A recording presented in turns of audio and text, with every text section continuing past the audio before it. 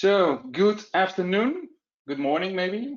I think the majority is from Europe, but good afternoon in the update session, the new webinar about StackState 5.0. I think let's wait 1 other minute to see if more participants will join. And then we have a full program with Andreas and Kajetan in the meeting, but let's wait 1 minute and then let's start in 5:02 with the session.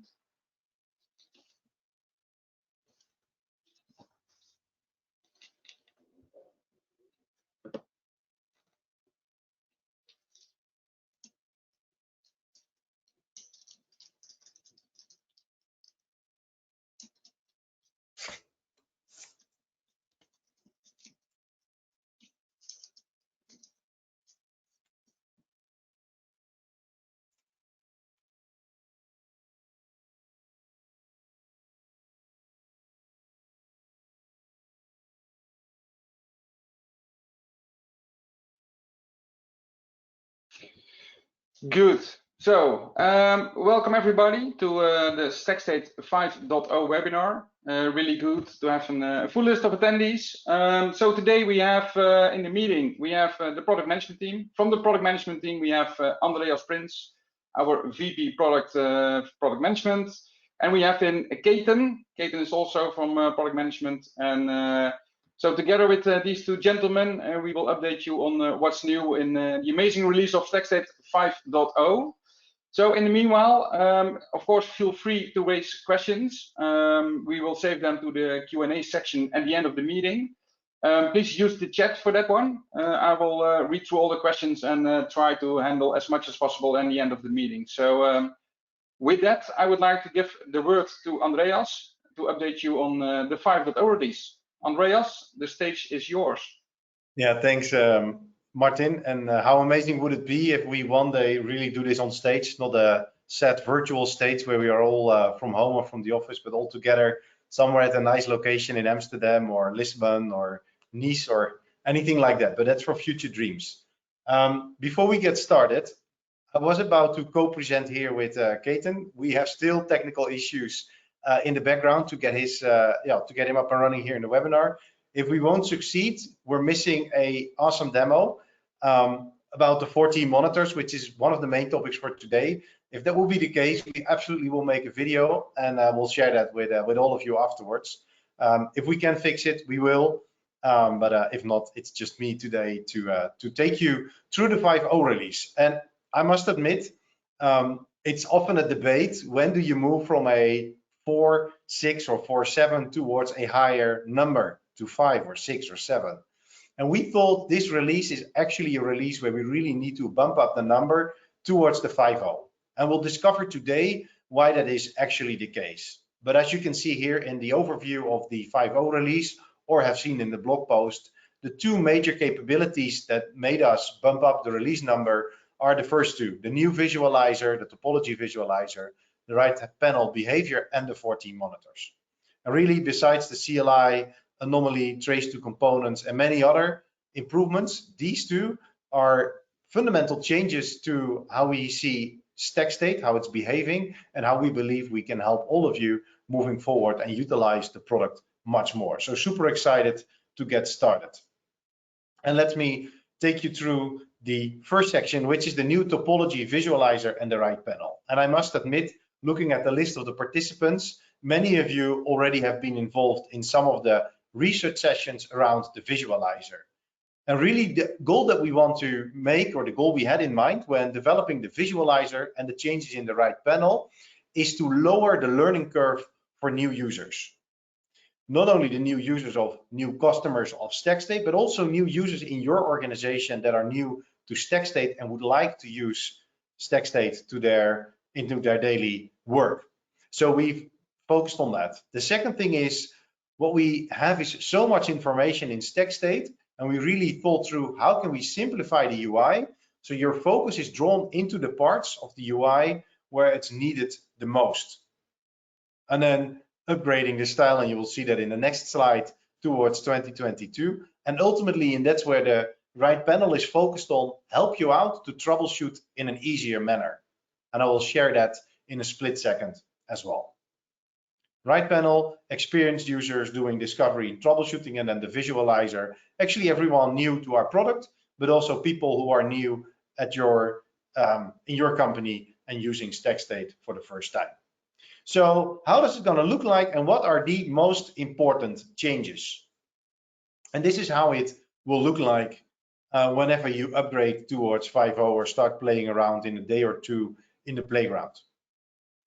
And there are a couple real fundamental changes that we've made to the UI. And the first one is visible in the color scheme. As you can see in the topology visualizer with the one surrounded by the green icons, as well as the red and the orange icon in the right panel, you'll see that we've updated the color scheme to a more calm and, well, up-to-date 2022 color palette, if you like. Simply to make it look and feel more modern. But then there are deeper changes that we've added. One of the things that you will notice if you're super familiar with the UI is that both in the right panel entirely, as well as in the topology visualizer, the middle part, we've changed how we visualize propagated health. The propagated health is there to warn you when stuff might go wrong up in the chain based on changes or failures actually deeper down or at other places in the entire topology chain. And what you'll see here is that components who are impacted with propagated health do have a border, as well as the ones that are truly impacted. The green ones, who are entirely green and don't have any failing checks, they are having a green propagated health and therefore no border. And why is this important? Because from the get-go, it pulls your attention into the red ones as well as the ones that do have circles around it. So that's the second biggest change. The other one what we've added, and that's with the two components at the top and at the bottom of the number 3, we've added a badge, including a number in the badge to reflect the amount of checks and soon monitors that are failing for this component. And this is done so you can see exactly where it goes wrong, how many checks goes wrong, as well as for the visually impaired people, colorblind or whatsoever, there's another way of expressing the component that require your attention. And all these two changes, they really help you to bring the attention there. The other very often asked request is it's hard for me to make a distinction between a hexagon and a square, and that's why we've ditched the hexagons and we've introduced a circle, and the circle reflects a group, as well as we've introduced the word group in the group name, so you now know that it is indeed a group, as well as it's a circle, which if zoomed out, much better to be distinguished from the squares compared to the hexagons. And the last one, and that's really for day one type of users, we've added a little legend here down in the button, and if you click on the question mark, the legend will close. If you click on the question mark, it will open. So experienced users don't need to bother there, never see it, never experience it. But for the ones who are new, they will be pulled into this direction and they can use it to their disposal, really to understand how it actually works, reflected here with the number 5 in the UI. Furthermore, the color scheme, as you can imagine, is also pulled into the right panel. So all the icons that will be shown in the right panel, changed. And there will be, we've added a few more zoom elements for better navigating if you have a complex topology, but you will definitely see that in the release notes, as well as whenever you start using our latest version 5.0. Then the second big part that we did, the overhaul of the UI, is actually really focused on the right panel. And I'm just leaving the topology out for a minute and come with me when I click through the right panel. The first thing that we've done is that as soon as you click in the right panel on a particular problem or on a particular component or whatnot, something that is visible in your right panel, immediately a second tab, which is called selection details, will open, and you see the core information you clicked, in this case the problem. You see that at the top and all the probable causes underneath. And for the ones who are experienced with StackState, they know that it was sometimes a little bit painful to navigate into a problem, because if you do so, the context will change of your first view summary and it's hard to go back. So with this, we remain the view summary, so the basic information or the core information will remain, well, you can continue your search and your troubleshooting in the second tab, which is selection detail. We won't introduce a third, a fourth, and a fifth tab because that will just pollute the interface. But really, the entire interaction pattern happens in this selection detail tab. You click again, it opens up the new element you just clicked in that same selection detail tab. If you would like to go back, you can do that as well. And you can go deeper and deeper. You can click on elements and it shows the element. And if this was involved or a component was involved in another problem, in the future, we will put out all the problems the component was being involved in and much more. So we're building a loop where you can go deeper and then if needed, can go back in the history by simply clicking the go back button. It then moves to the previous step in your troubleshooting trail. If you like, you click back, you go back, and then ultimately you are at the starting position of your selection detail. While clicking it, you go back immediately to your view summary. So that interaction pattern we feel is really needed to help you out, not only to observe with the topology visualizer, but also to troubleshoot the stuff that's flowing through your system. And as said, you can always go back to your view summary as well as simply toggle between the two of them. The fun part here is the URL has encoded the entire trail that you're clicking through. You can share that with one of your coworkers and that person can continue at the moment he or she left off or you left off, and he or she can continue the search where you ended. And that we feel is really, really changing the behavior as well as how it visually looks like. And that was one of the reasons why we call this new release our 5.0 release. How do you get there? Well, obviously, simply upgrade to our V5, our 5.0 release, and then you'll get all the capabilities without any configuration in your hands, and you can start using it. All right, and with this, let's move over to the next big topic and addition that we've made for our product. And just a quick question to Martin: is Kajetan already in? Is there a way we can bring him in? Yeah, I don't think so. I'm not sure if he's already in. No, I think not, Andreas. Okay, then I'm going into difficult waters, so bear with me while I'm presenting the slides that Kajetan had to present. If I make a mistake, we'll certainly send you a video with much more detail, but I believe we can cover it here today. So you're not used with StackState to talk about the 40 monitors. And that's due to the fact that we're introducing an entire new capability to build more advanced monitors as the current check mechanism that we have currently in our system. And it will take a few slides to explain what our vision is for the 40 monitors, what we will deliver in 5.0, and what you can expect in the releases to come. So let's take a closer look. What are actually our new 40 monitors? Ultimately, what they introduce is the ability to monitor topology as it is changing over time. You might wonder, is that new? It is new, because in the past we could only build checks on telemetry streams, but there's so much more data going on, or so much data available in StackState. So we thought we need to be able to monitor that entire mechanism, what we call the 40 data model, for you. And by doing so, that's giving us a couple advantages. And the first one is that you can build monitors that alert you on changes that are happening in your topology and are not matching the ideal state. And we'll see in a couple slides what it actually means. The second thing, what it does, is obviously it can monitor and alert on deviations in metrics and events. Likewise, you could already do with checks. However, and that's what we'll see in a minute, in a much more efficient manner for your entire organization. It also allows you to write your own functions, if you like, that make complex combinations of parameters that are available in the 40 data model.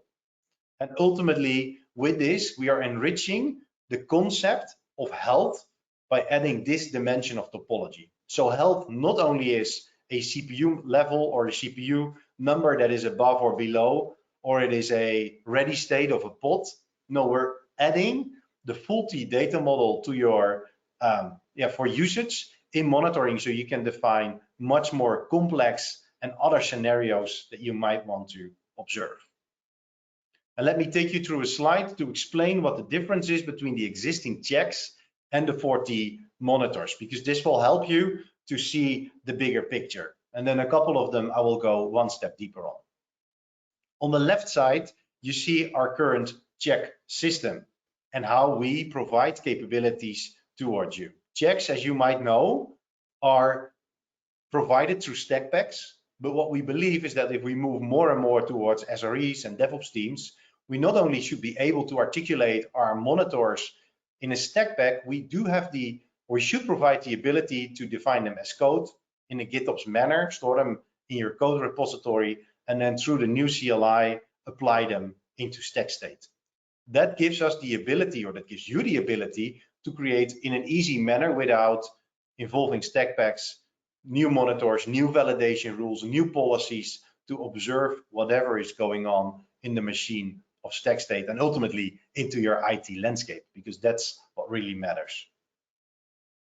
It's not bound to topology. What it means is that it's not limited to mapping a component. It's also stated in the last one, if you create a check that's always on a single element in your topology, in this case, that's no longer needed, and you can create monitors on anything in StackState.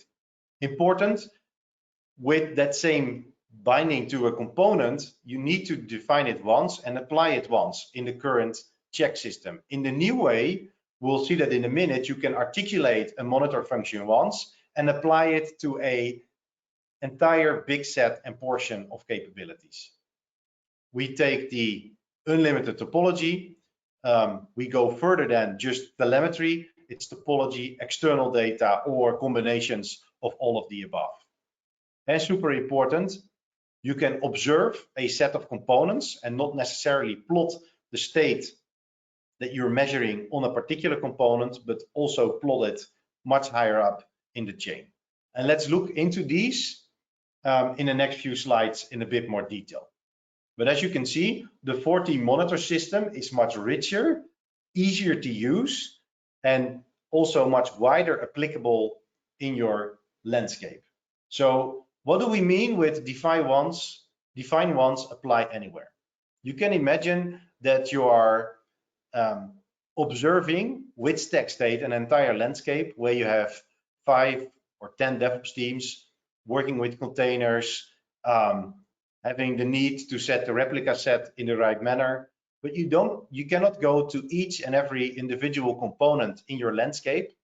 What we can do is, based on tags or other mechanisms, you can articulate what you want to observe and then apply it to everyone that matches these criteria. And we believe that if you are having a central SRE team, for example, that is coaching or helping out more distributed DevOps teams, this ability can tremendously help you to build a control framework without going from one team to the other. The second really important change that we're making is we think about this as being able to create a policy. So because of the fact that once defined, being able to apply it anywhere, you from a more coaching or a central observability team can start thinking through what are actually the rules in my company that I do want to apply on my entire infrastructure, on my entire microservices landscape, on my entire whatnot. And you can come up with particular policies that are expressed in a monitor. And then when you create it, for example, all pods should have resource limit set, or a cluster of nodes should be spread across multiple data centers. As soon as you start applying these standard policies and express them as a monitor, you can apply it in StackState, and then StackState automatically starts enforcing or applying, if you like, the policy across the board. So no matter if that particular team who's spinning up a pod, who's spinning up new clusters or setting that up, no matter if they're involved, everything that is observed by StackState will get a flag, will get an alert, will get a badge on top of it if this particular monitor is failing. You might think, why is this useful? Well, we've done a ton of research with customers and prospects, and what we discovered is that many customers are facing the issue of not having enough skilled resources, but do having the knowledge, a couple gurus, heroes in the organization that do know how to properly use OpenShift, Kubernetes, or any other environment. And they said, well, we can articulate these policies, but we cannot enforce it. And we believe with this that we can start doing so. And here the beauty comes, for example, if you take a look at all the pods that are there in your environment, as you can see here in the top section, this one is not yet observed, if you like. I mean, the topology element, the component element is present, but we don't have any monitors articulated. And then in the bottom section, you see it colored as well as failing. So by applying this particular policy, all pods should have resource limit set. It all of a sudden start checking all the pods that are connected to this particular element, and it will flag if one or more of these elements or components under the hood are not meeting the criteria. And that's what we believe a real big step forward for many of you to start using our 14 monitors. And then the last one, which is a big difference, is it's no longer only part like the checks of a stack pack. I mentioned that already. It's part of your code repository, and through a couple easy CLI commands, you can apply it or make the CLI a part of your pipelines. And whenever code has changed in your repository, apply it into StackState. And if you're willing to start using this, absolutely feel free to reach out here, because we're super curious on how this goes, what we can learn from it, and then continuously develop our 14 monitors. So where does it fit? Just from the bigger picture, you're all used to our root cause analysis, to our anomaly detection. You all know our data sources, right? The stack packs on how we ingest data. But really at the heart of StackState, you will find our 40 data model. And the 40 monitors are positioned around this 40 data model and are actually continuously validating if the state that you are expecting is the state that is live. And if not, you can alert, flag, and take action on this. So the 40 data model and the 40 monitors go hand in hand, and we're bringing this more to the surface for you to utilize. And let's take a step deeper. What are then the things you can do? So in here, again, a super simple overview, and we had a demo in mind to demo this, but let's use the slide to try to explain it, and then the video that we'll send afterwards will do the magic for you. So the first and the kind of, well, you could argue basic monitor that we're adding or that we're replacing with checks are what we call the telemetry data monitors. Any source, metrics, event, logs, chains, traces. We take that, you compute the state of a component, and you report upon it. Nothing special, that's there in the product. Although, and that's important to realize, it can now be created as a code snippet, GitOps.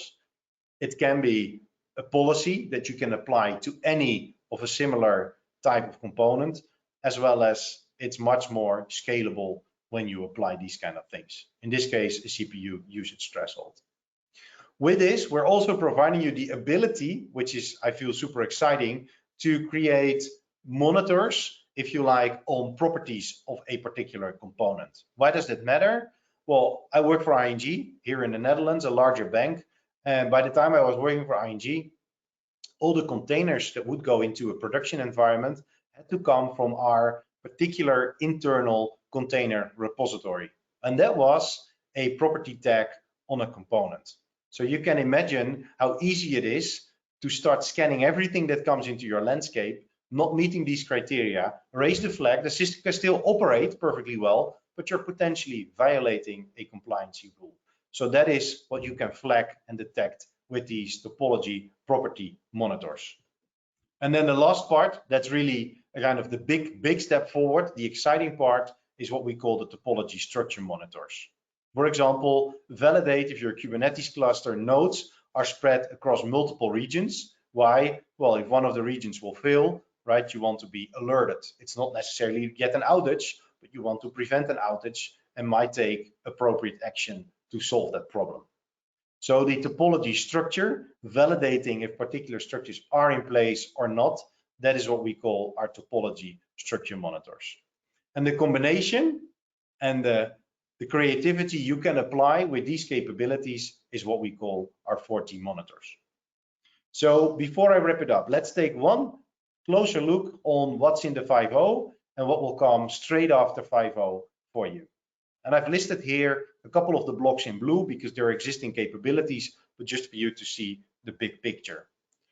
Imagine we're observing a particular system, then there's the agent, collector, the check that is harvesting the data and storing that into our 4T data model.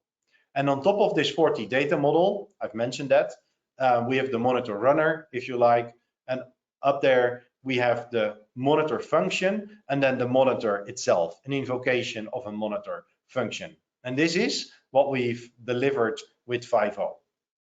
It can be stored as a code element in your code repository using GitOps practices, or you can still use Stackpacks to do the same and create these monitors in there. Then what it does, right? A monitor changes a component state. That's also existing capability. There's nothing new. And what you see here is we're changing a health state. And on purpose, I left compliance and security in there because the example I mentioned of that container in a container repository, that is not a health state, it's a compliance state, if you like. And it's our vision, right? So here I'm depicting a little bit towards the future. It's certainly not in 5.1, but we foresee that we want to distinguish multiple states in our system towards the future. For now, we're using the health state to plot a particular change, and then it triggers event handlers and alerting. Really important, early on in 5.0, we will develop a UI because it's not only important to see which components you're failing, you also might want to take the different way. First, look at all my monitors. What are the components they are observing? How many of them are failing? How many are successful? Because that gives, for example, for an SRE, a different angle to take a look at your data because it's serving a different need. And the cool part there is we're still open for feedback. So please let us know. Join us as a design partner for this capability. Kajetan is super happy to guide you through the mockups and take any feedback to make this UI super useful and get you up and running with this. So Martin, afterwards, if you reach out to Martin will absolutely bring you to Kajetan, and if needed to me to start talking about this. All right. How to get this up and running? Again, it's part of the 5.0 release. All the metric-based capabilities, likewise the checks, they are switched on, ready to use for you. Since the topology-based monitors are really new and we want to get really feedback from all of you, it's behind the feature flag. You need to make a conscious decision to start using them, thinking it through, and yeah, see how you can apply this in your environment. Documentation obviously contains some examples. And for the reason that they're so new, the entire construct of 4T monitors, we're organizing a 4T monitor workshop. Again, please let Martin or the other people, Mark and Mo, know if you want to participate, so we can do this kind of informal together and actually take you through this and yeah, really bring this to life in your environment.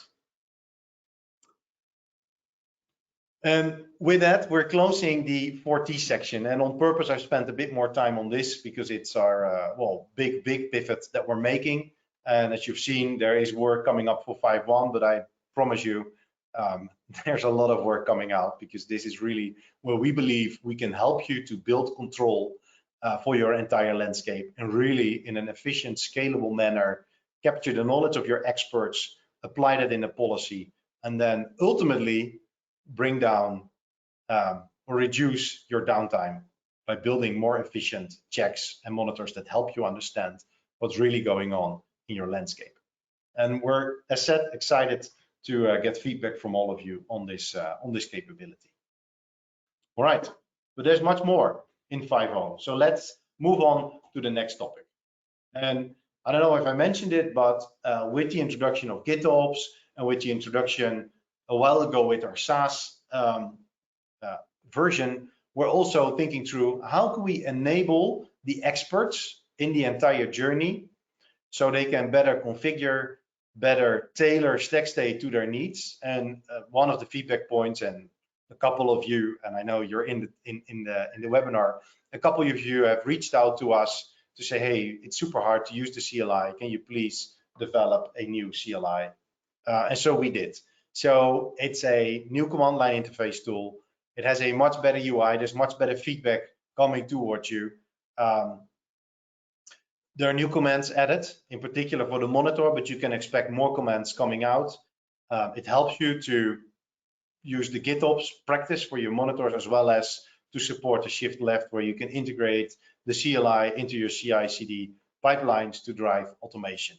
So yeah, it might be kind of a capability that runs behind the scenes, but we feel that it is an important capability.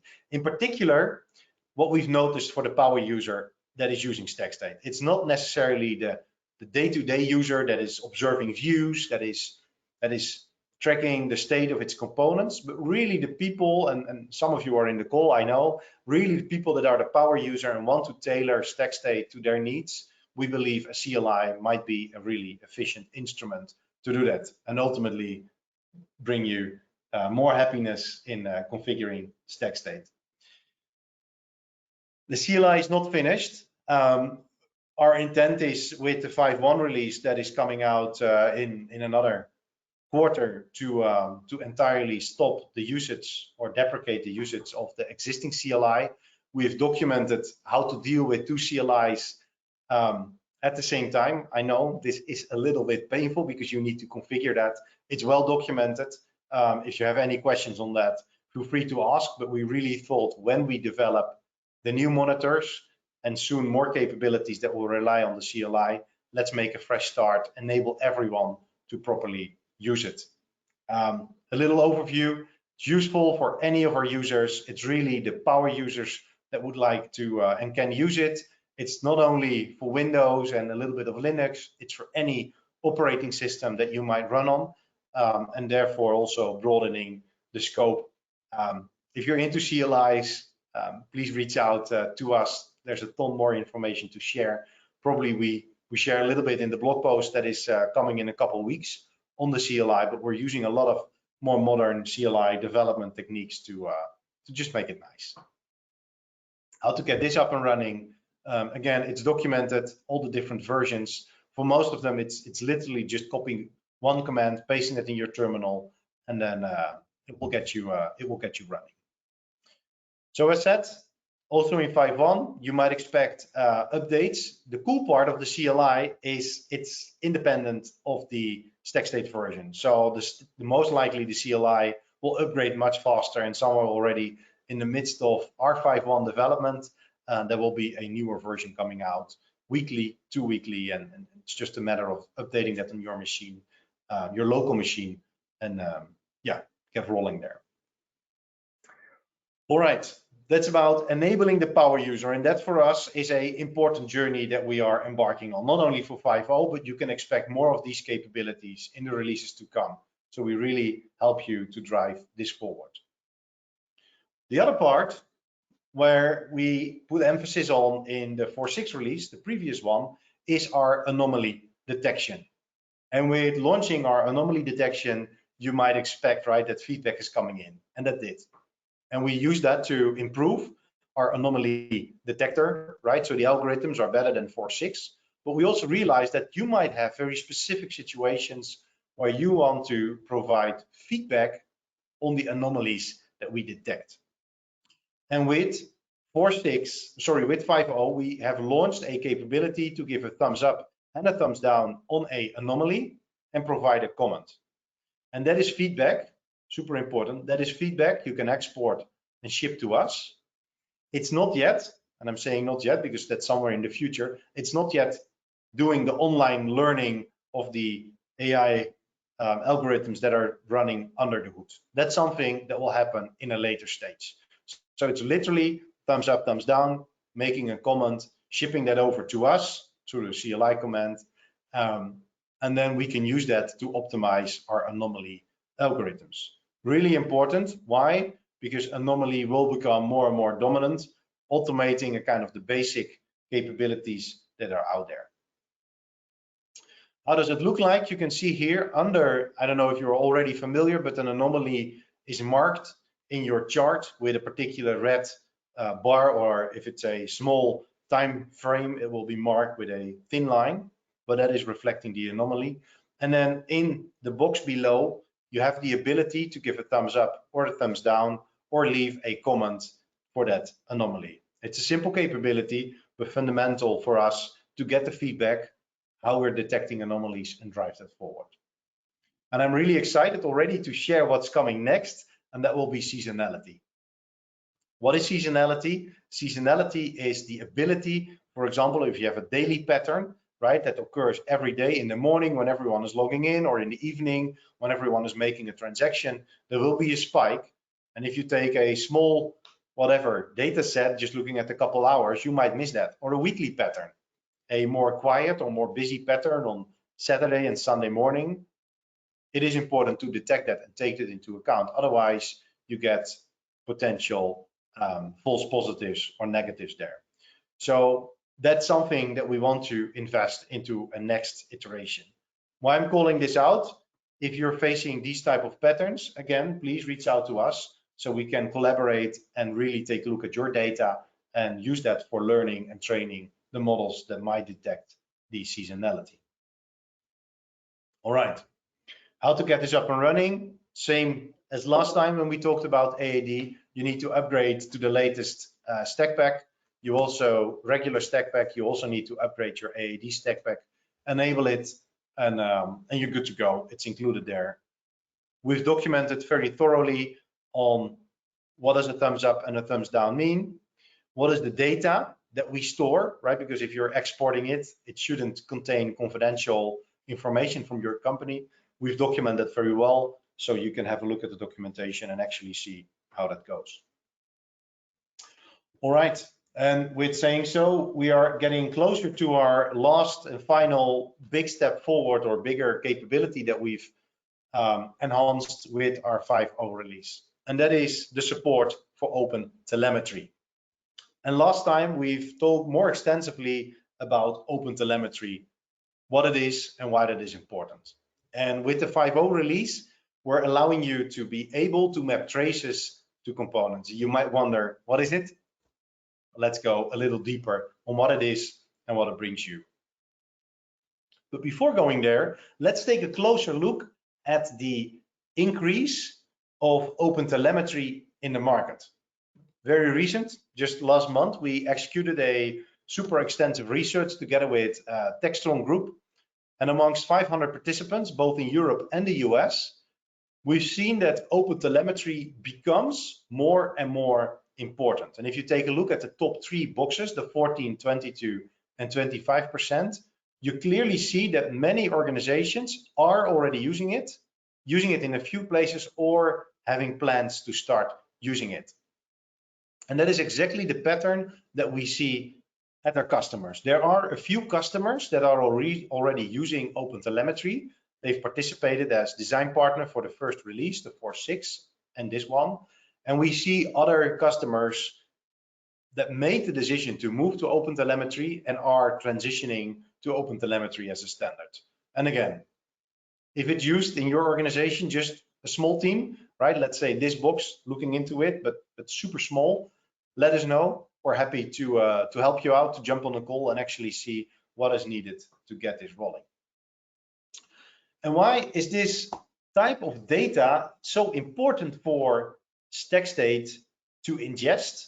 But more important, why is it so important for you as a company to start working with this type of data? And let me give a little picture of how we see that and how we see that happening at our customers. So you think about the different personas that are involved in monitoring, observability, understanding what's happening for the business, you actually see a layering. And the monitoring started at the lower levels, and more we see that the business becomes involved. And if the business is not yet involved, development teams start to talk more and more the language of the business. They talk about value stream management and all these other movements that are going on. What we believe is that open telemetry is a critical piece in that entire puzzle to help you understand what's going on. You're familiar with the infra teams ingesting infra type of topology, infra type metrics. the CPU, the disk, and whatnot. And obviously, this type of data comes in to our Kubernetes and our AWS stack pack. The next layer, what we actually see, is that SRE teams want to understand the service topology, a more holistic picture of how components relate to each other, but also super important, what is our kind of business component at the top? This can be injected in StackState through custom scripts or through a stack pack. And that provides you then a kind of the holistic picture of your entire stack and for whom, what is the business entity that we're using this for. And then the development teams, they start to use the OpenTelemetry and then in particular trace information. And that's what we've added with 5.0. Not only understanding how components relate and how they operate from a more technical perspective, but also understanding how long it takes before a particular transaction is executed. How do the components not only relate from a networking perspective to each other, but how are they actually used by the customer? What are the chains in your landscape that the customer would travel from service to service? And in particular, if you're moving more and more towards microservices, this becomes super important. So that's where the trace information fits in. And then towards the future, or if you even go higher up in the stack, you might want to start tracking more business-oriented KPIs, start tracking behavior. And that's where far-fetched Google Analytics can play a role, but closer by in our journey, where our next step, OpenTelemetry metrics, will become important. Then going back, why does this matter for your business? Well, it now starts to provide you that holistic picture all the way from your infrastructure connected with your microservices and your pods and containers towards the business, and then looking inside the behavior, what's happening there. And that provides you that total holistic picture that is needed to really understand how your business is operating. All right, enough about the background of OpenTelemetry, but important to understand. What have we delivered with 5.0 and what will we deliver? What is the roadmap looking forward? But before I answer that, Mark Bakker, you all know, our other product manager, he came up with an amazing example. What if we take the Mona Lisa as an example in our minds? With 4.6, the delivery, we've focused to get AWS Lambda Node.js applications supported for OpenTelemetry. So what we've said is we focus on trace information, but we narrow it down, not to the entire picture, we narrow it down to a subset of the technology that is out there. Why? Because this was our first step and we want to make a customer successful in using OpenTelemetry. And that was for us the big learning, how to deal with OpenTelemetry. With 5.0, we're adding a big step forward. We're allowing you to instrument any piece of code with trace information, OpenTelemetry trace information. And by doing so, we can ingest that and provide you the full picture of, in this case, the Mona Lisa, but provide you the full picture of your stack from a trace perspective. And I've put a couple brushes under the painting. Why? Because this is still some manual effort to do, to augment or instrument your code and to map that into StackState. But it is important because now teams who are using this, they can already start ingesting this data into StackState. Then the next part in 5.1, we want to make a framework that does the trace mapping much more automated. The goal here is to reduce the development effort that you need to put into it. So if you're into the journey, again, let us know so we can collaborate. It will provide you the same picture, but yeah, it will be automated. And that's also really nice, probably not for the painter who made the Mona Lisa. It's a question you can answer in the chat, who made the Mona Lisa. But it's helpful to provide the entire picture. And then giving more color to it, that will be after 5.1, where we start focusing on OpenTelemetry metrics. After traces, we focus on metrics, and that starts to help us capture a different type of data and also build a different type of understanding. For later will be OpenTelemetry logs. That's not yet on our near-term roadmap. We know It provides you more detailed, more zoomed in type of information if you do troubleshooting. For now, we focus on trace and on metrics, and happy to chat in a one-on-one why this is and why we're making these considerations. Again, are you using it, considering to use, please join us as a design partner. All right, then real quick. What we see here is a snippet of code, and I hope you can read it. Otherwise, zoom in a little bit. What you see here is a snippet of code where you see the trace information being added using OpenTelemetry libraries, and we're adding attributes to a particular component. And this is the manual effort where I talked about. But what it will do is it will provide you the context of, or in this case, the component out of the code. So whenever you instrument your code, when it's observed by StackState, we can automatically extract your component, the component type, and all these type of core characteristics of the topology we need in StackState. The second thing is you can not only extract a single component, you can also extract the relations between various components. And you know that that is super fundamental in observing a holistic landscape, and in particular important if components come and go when you're moving more towards microservices or even further towards serverless. So building an understanding of how relations are at the moment or were in the past is important. And then last but not least, we extract a ton of what we call golden signals: error rate, latency, throughput, not saturation. We're extracting this data and we're automatically creating checks on top of it, so you can be and will be reported if anything fails, as well as we take in the trace information in our trace perspective, so you can use that to observe the ones that take ages and the ones that require attention. So by instrumenting your code, we extract topology, we extract relations, we automatically extract golden signals, add checks on top of it, and soon the monitors, as you can imagine, so you can build that holistic observability platform that you need for your modern environments that are using OpenTelemetry.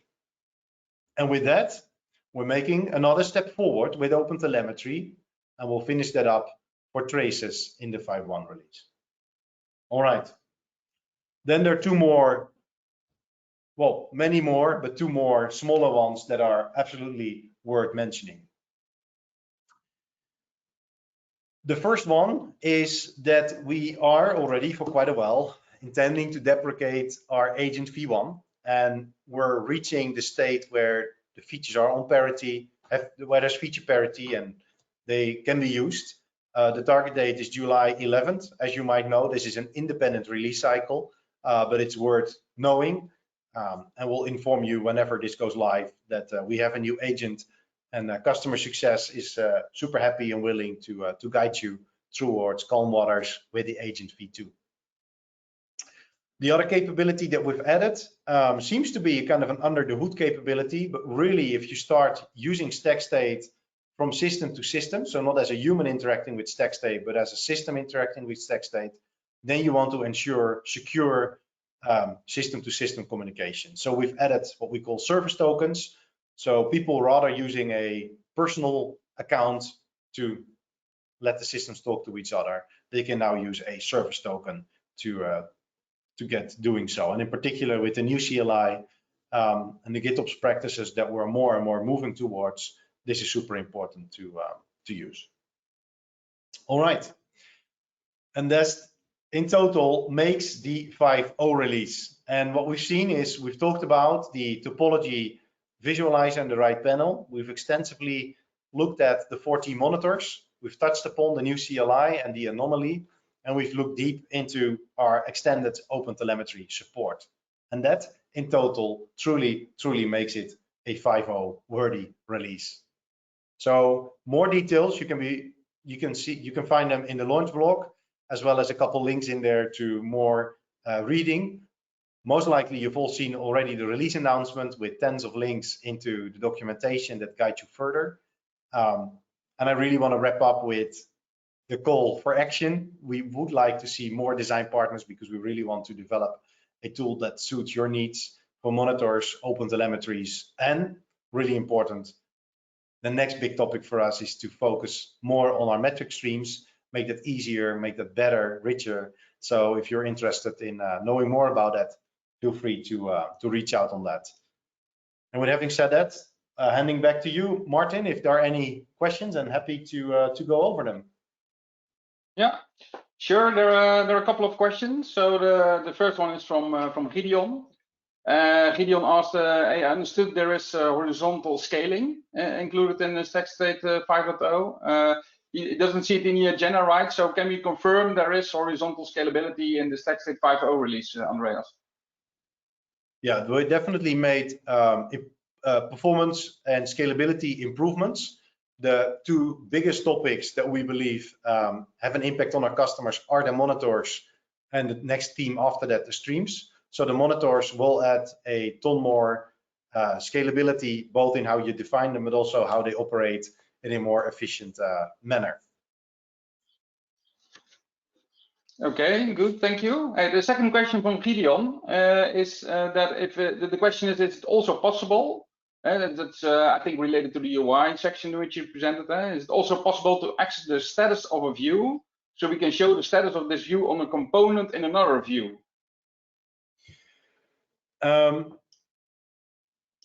Probably Kajetan can reply and confirm that. My answer would be that that is a yes. If Kajetan can put it in the chat on Slack, I can confirm that. But the cool part of the new monitors is that they're no longer bound to a particular component, and we can actually observe anything that's going on in your landscape. I'm assuming the view state as well, but I need to come back to that to confirm that.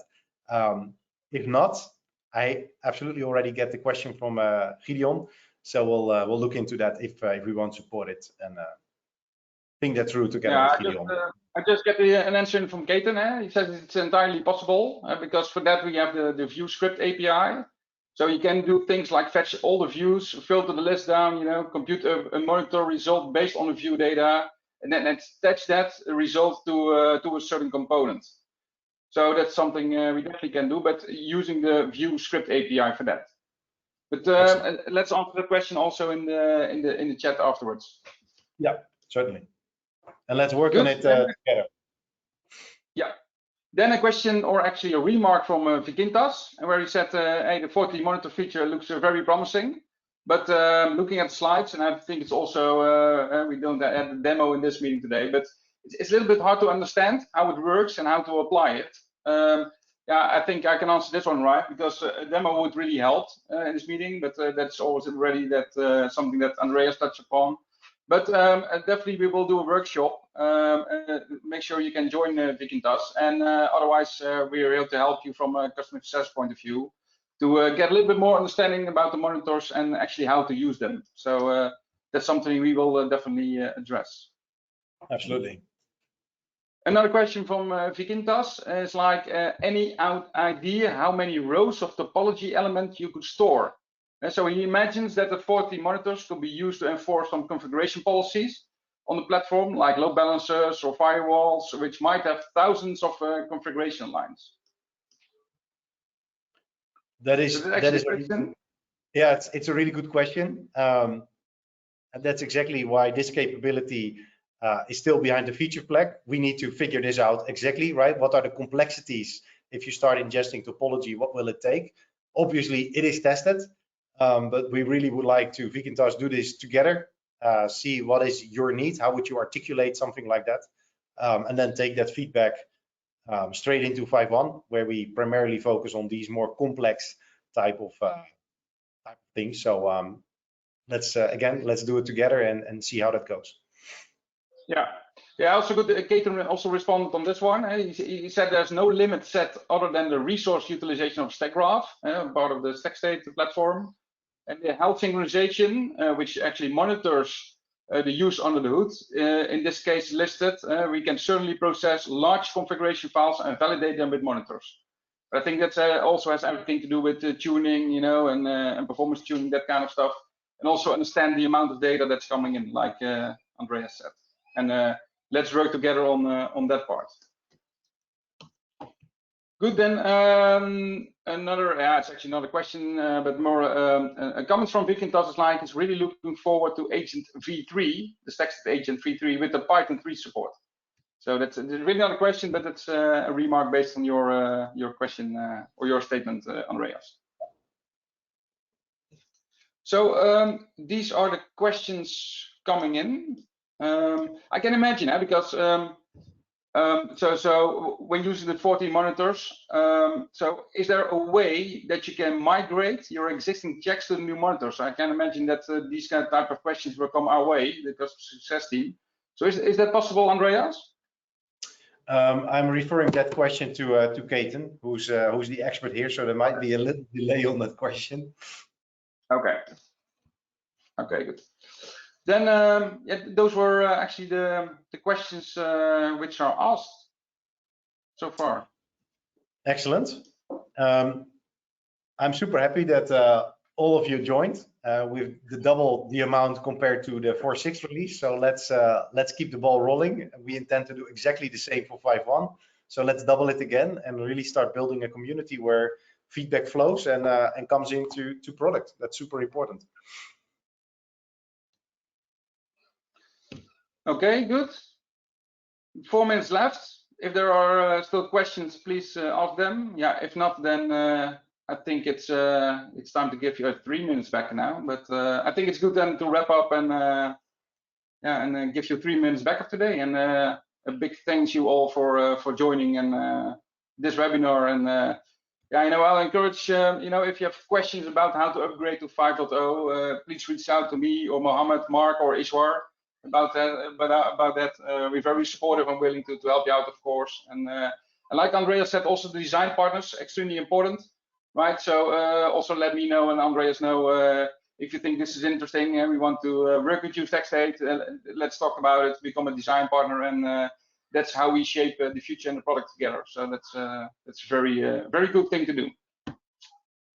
All right, thanks, good. Martin. No more questions then. Then with that, I would like to thank everybody and enjoy the rest of the day/evening. Thank you. Enjoy.